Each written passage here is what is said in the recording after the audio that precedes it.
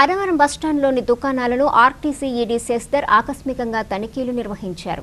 ఇక్కడ ఏర్పాటు చేసిన పార్మిల్ కౌంటర్ను ప్రారంభించిన ఈడీ శశిధర్ దృష్టికి ఓ ప్రయాణికురాలు కాంప్లెక్స్ పరిధిలోని దుకాణాల్లో అధిక రేట్లు వసూలు చేస్తున్నారని ఫిర్యాదు చేయడంతో తనిఖీలు నిర్వహించారు. ధరల పట్టికలు పెట్టాలని, నాణ్యమైన వస్తువులనే విక్రయించాలని ఆయన ఆదేశించారు.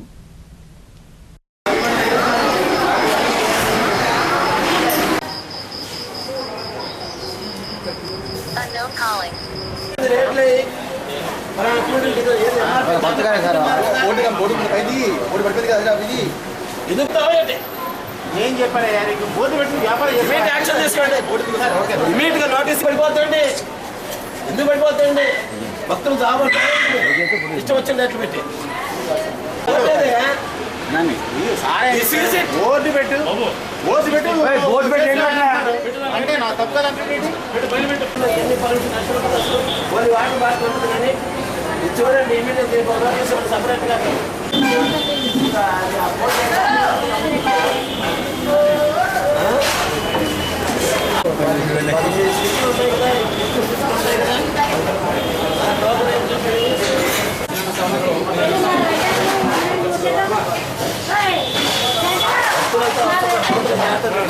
అండి, నా పేరు రాజమండ్రి నుంచి వచ్చాను. అన్నవరం దేవస్థానం దర్శనార్థం వచ్చి టిఫిన్ చేస్తే క్యాంటీన్లో రేట్లు ఎక్కువ, ఎంఆర్పీ రేట్ల కంటే ఎక్కువ తీసుకుంటున్నారు. అడిగితే ఇప్పుడు అసలు ఎవరో పంపించారు కదా నాతో పాటు, పంపిస్తే తిరిగి ఇచ్చాడు. ఎంఆర్పీ ఇక్కడ ఎలా మేము వెళ్ళి అడిగితే ఇది మా అంతేనండి, మా ఇష్టం, మేము ఎలా అమ్ముతో కావాలితే కొనుక్కొని లేకపోతే మానేయండి అన్నారు.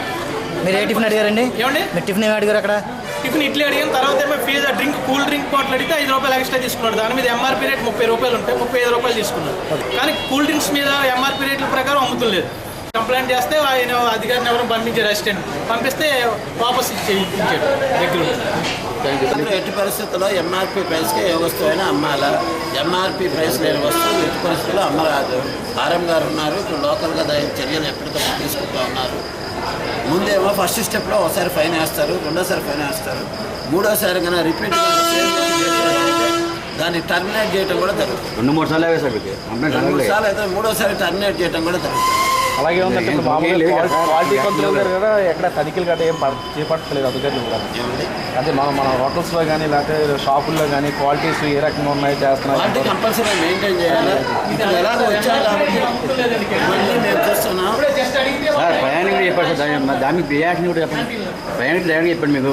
అంటే ధరల పట్టిక ఏమైనా పెడతారా? ధరల పట్టికలు అంటే ఏమైనా కంపల్సరీగా ధరల పట్టిక అనేది పెట్టాలి. ప్రతి ఊళ్ళో పెడుతున్నాము, ఇక్కడ కూడా వచ్చాము. ఇక్కడ లేకపోతే ఇమీడియట్గా పెట్టించే ఏర్పాటు చేస్తాము. ఎంఆర్పీ ప్రకారం అమ్మకపోతే యాక్షన్ తీసుకుంటాము.